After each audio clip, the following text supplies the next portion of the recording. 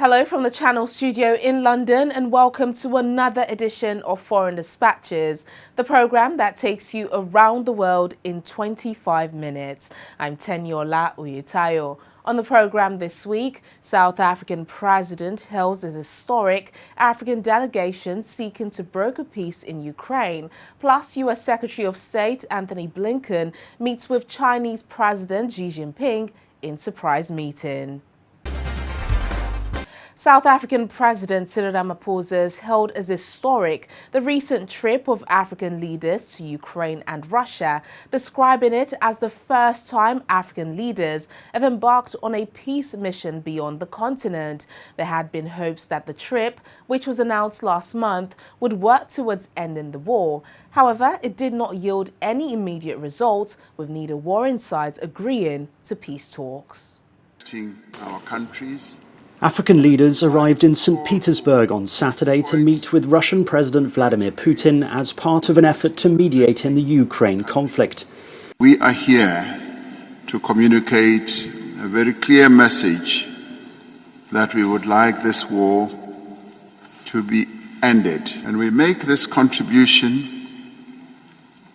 with the greatest respect to both countries, respecting the positions that they have put forward, but also believing that there is a common position that can emerge, a position that can lead to peace.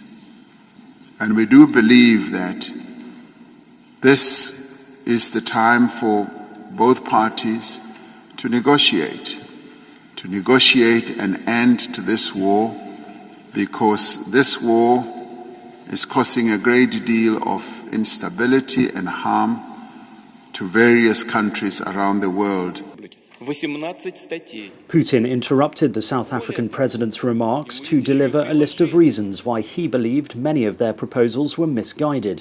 He reiterated his position that Ukraine and the West had started the conflict long before Russia sent its armed forces over the border in February last year. He said Russia had never refused talks with the Ukrainian side, which has been blocked by Kyiv. When the African leaders called for the opening up of the Black Sea to allow them to receive grain shipments, the Russian president blamed the West. The crisis on the global food market is not a consequence of Russia's special military operation in Ukraine. It had started to take shape long before the Ukrainian situation developed.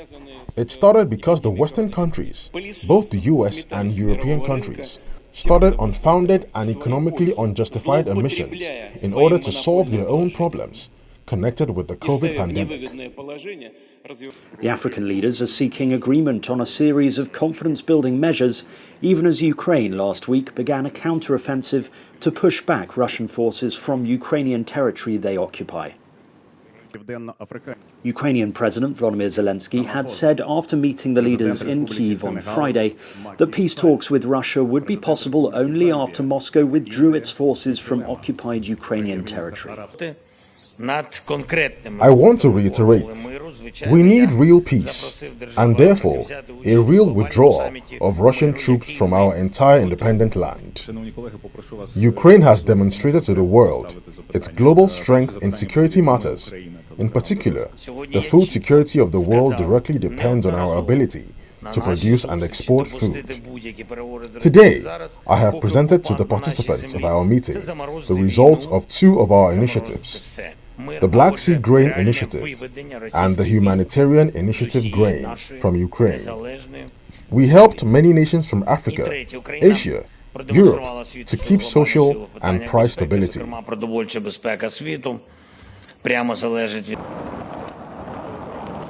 The African delegation, including leaders of Senegal, Egypt, Zambia, South Africa and the Comoros, met Zelensky after an air raid alert was issued in the Ukrainian capital Kyiv and the Kyiv region as they inspected the city. They pledged further engagement in the peace process. This is indeed a historic mission in a quest for peace. And I could say that our mission really revolves around 10 key elements. The first one is that we are here to listen both to President Zelensky, and tomorrow we'll be listening to President Putin.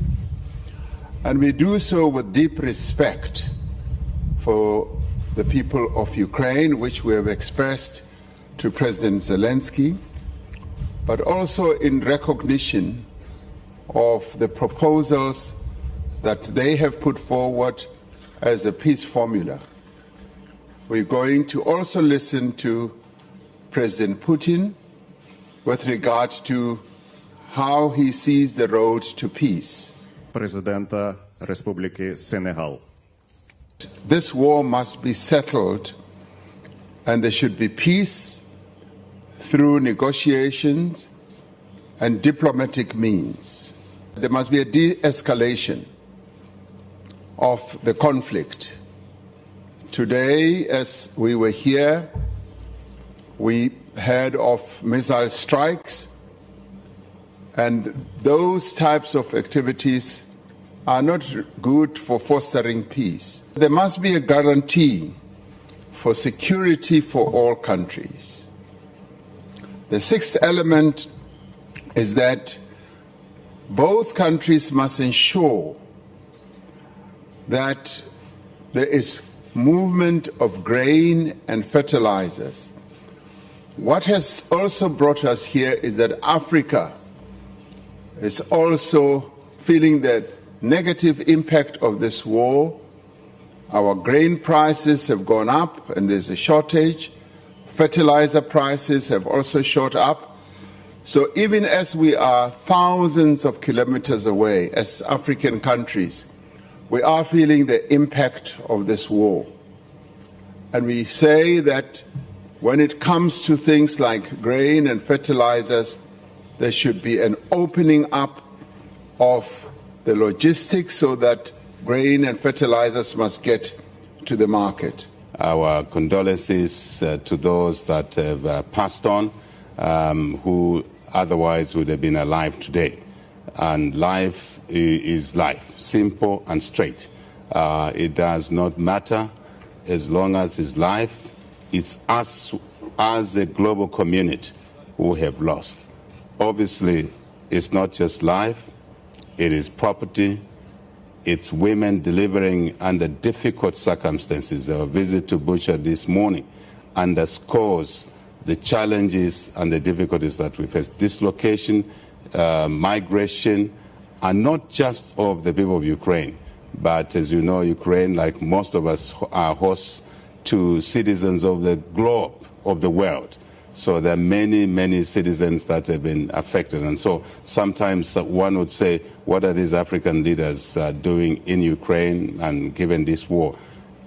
Every conflict anywhere is conflict, is trouble, is instability everywhere. I think it's important to underscore that part. There is no war that has no end, absolutely none. It doesn't matter the circumstances, doesn't matter the aggressor, doesn't matter the victims, but war must come to an end. And it is important that the components that have been covered by my colleagues are taken forward. The mission to Ukraine, the first of its kind by African leaders, comes in the wake of other peace initiatives such as one by China. African countries have been divided over their response to the conflict, with some siding with Ukraine, while others have remained neutral or gravitated towards Moscow. To other stories, U.S. Secretary of State Anthony Blinken met Chinese President Xi Jinping for a surprise meeting towards the end of a two-day visit.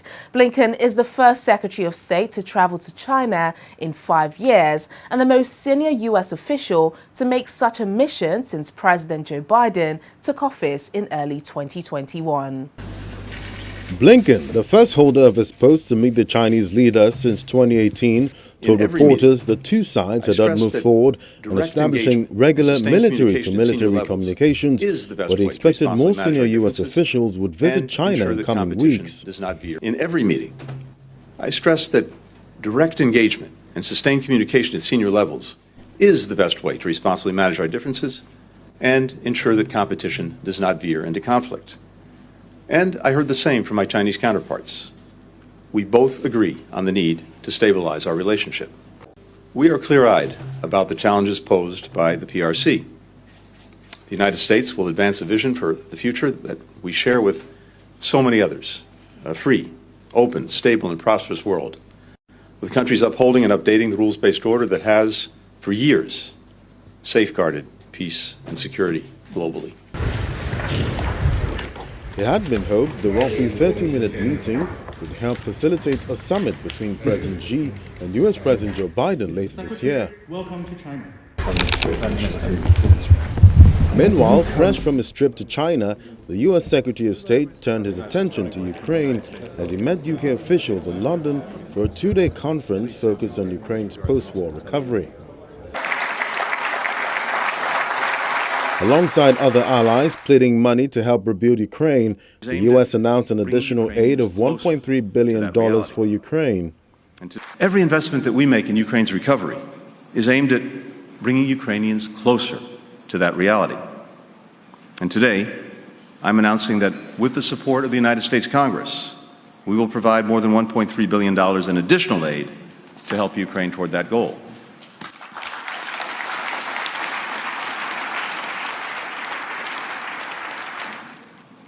But make no mistake, all of these reforms and recovery efforts depend on Ukraine having the capacity to deter and defend against future attacks by Russia. That's why, even as we invest in Ukraine's immediate and long-term recovery, we also have to build a Ukrainian military that is strong enough to protect Ukraine's sovereignty, its territorial integrity, and its independence. Not just to defend Ukraine's land, but to defend all that Ukrainians are building and will build on that land. Even as we come together here in London, committed to supporting Ukraine's build-up, Russia continues to try to burn it down. So, let's be clear. Russia is causing Ukraine's destruction, and Russia will eventually bear the cost of Ukraine's reconstruction. So there is no better place to announce today the new London Conference framework for war risk insurance. This is a huge step forward towards helping insurers to underwrite investments into Ukraine, removing one of the biggest barriers and giving investors the confidence they need to act. With this and everything that we do here, we are sending a message that our support on the battlefield and beyond cannot be outlasted, and that Ukraine's incredible spirit will prevail. I'm convinced that we need to further link Ukraine's recovery and the EU accession process. Our goal is to help rebuild a Ukraine that is fit for EU. We stand ready to support Ukraine in its reform efforts on the path towards membership. That's why Ukraine's accession process will have a special place at next year's recovery conference to be held in Germany, to make recovery a truly European endeavour. To that end, I'm announcing today the establishment of an insurance mechanism to cover investments in Ukraine against war-related risks via the French Public Investment Bank. This is totally consistent with the multilateral insurance mechanism proposed by the UK and Ukraine, which we support.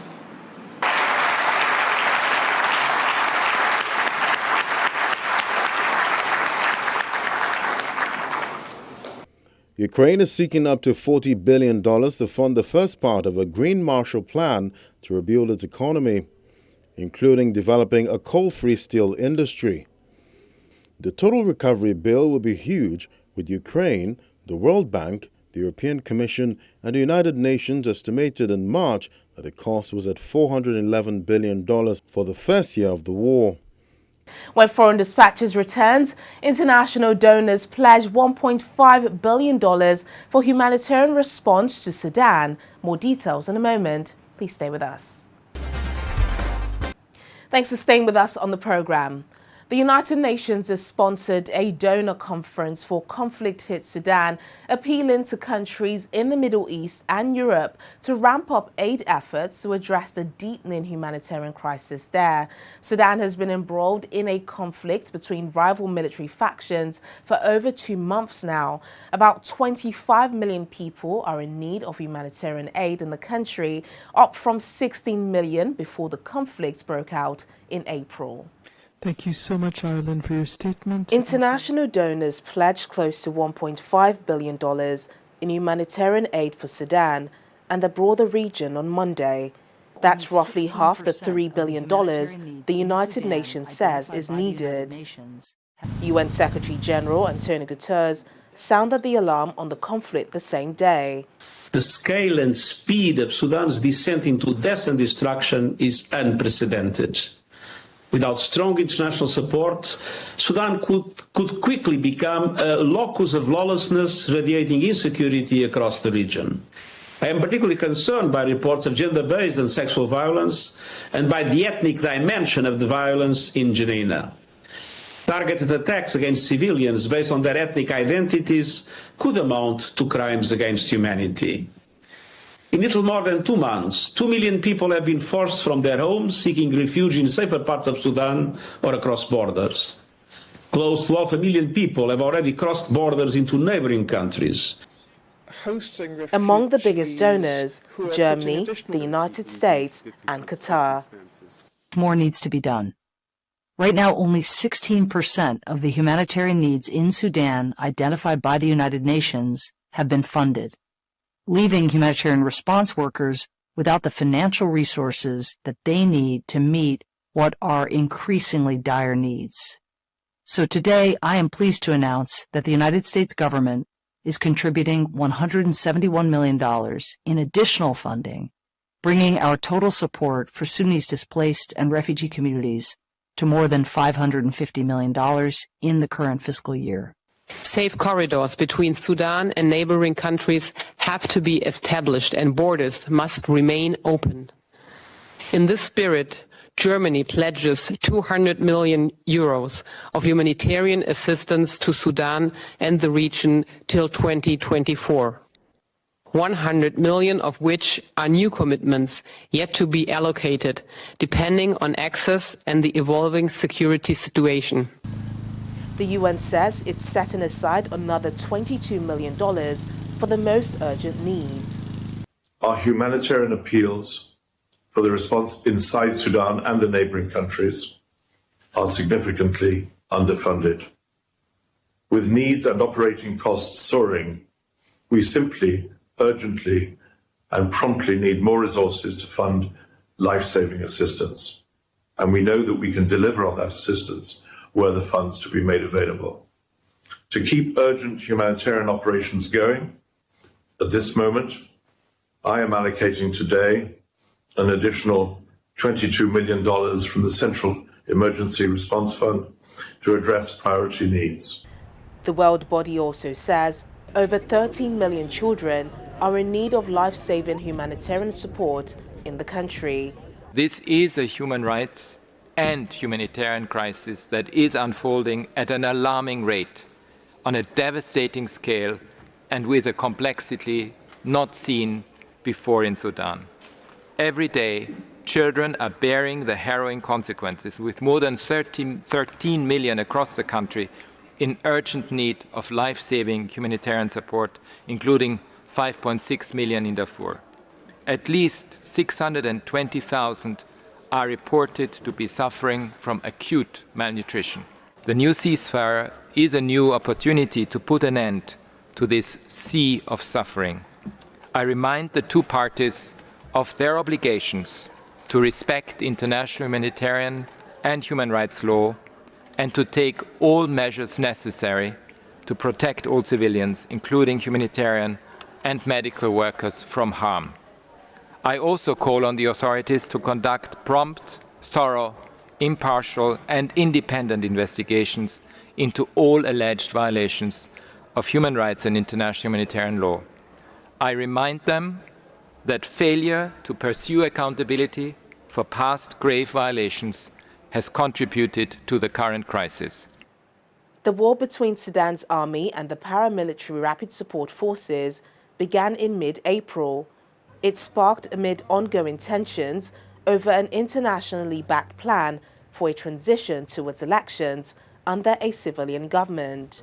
The conflict has left more than 3,000 people dead, turned the capital Khartoum into a war zone, and triggered deadly violence in other parts of the country, including the western region of Darfur, where aid agencies are struggling to provide humanitarian assistance. Sudan today is one of the most complex operations we have globally. We estimate there are 19 million people who are acutely food insecure, another 2 million displaced inside the country, almost 500,000 people displaced across the region. Our biggest challenge at the moment is reaching those who need our support. Access across the country, particularly in Darfur, is hugely problematic. WFP has been able to reach over 1 million people already in 14 of the 18 states. But because of insecurity, because of supply chain challenges, because so much of our food has already been looted, we are going to struggle to reach the people who need our support and need it now. Ahead of the UN conference, warring parties agreed to a 72-hour ceasefire, allowing residents to venture out onto the streets to buy daily necessities, while others were seen leaving Khartoum for stable surrounding areas. Several previous truces have failed to stop the fighting. The ceasefire is quite timely. It gives us a chance to get out of the house and know the situation. Before that, people could only stay at their homes every day. We were unable to go to hospital and workplace. Only half of 130 hospitals in Khartoum are still in operation, and all hospitals in West Darfur are out of service. Finally, the Sudanese art scene gained momentum from the country's popular uprising 4 years ago. Now its thriving artists have found themselves scattered by war, with many heading to Cairo. Painter Reem Al-Jali left much behind when she fled Sudan for Egypt as war erupted around her, including all her artworks except a small sketch she always carries in her bag. Her studio was in the Khartoum 2 area, where heavy fighting has been taking place. Our dreams now are simple. First is for the war to stop and people to go back to their country. We had big dreams for our country. Now we don't know if we go back what we will find left in the places that were familiar for us.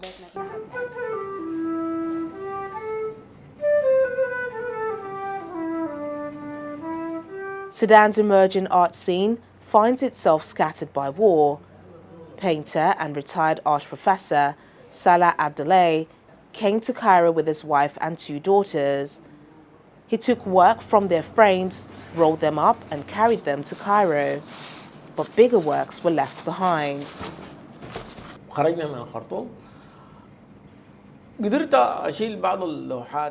We are afraid for all of Sudan's heritage, fine arts, music, and everything. These people can destroy everything because they have no idea its value. Rahim Shaddad co-founded Downtown Gallery in Sudan's capital in 2019. He says Sudanese artists gained momentum 4 years ago from the popular uprising against autocrat Omar al-Bashir, who strictly controlled cultural activities. We've always been repressed, especially during al-Bashir time. The 30 years from 1990s until 2019 have been an extreme repressive time. Al-Bashir deleted archives, he burned paintings, he confiscated a lot of artistic and literature productions. So so the artists were forced to be in these bubbles, and sort of like they had their own silent cries. The art scene was really going somewhere. There was so much interest, so many things happening, many exhibitions. Last February there were 3 openings of exhibitions happening on the same evening, and that has never happened in the history of art scene in Sudan. This war, it's sad to see it even attempting to stop this momentum. Shaddad's gallery has raised just over $8,500 of a $30,000 target to support artists financially during the war.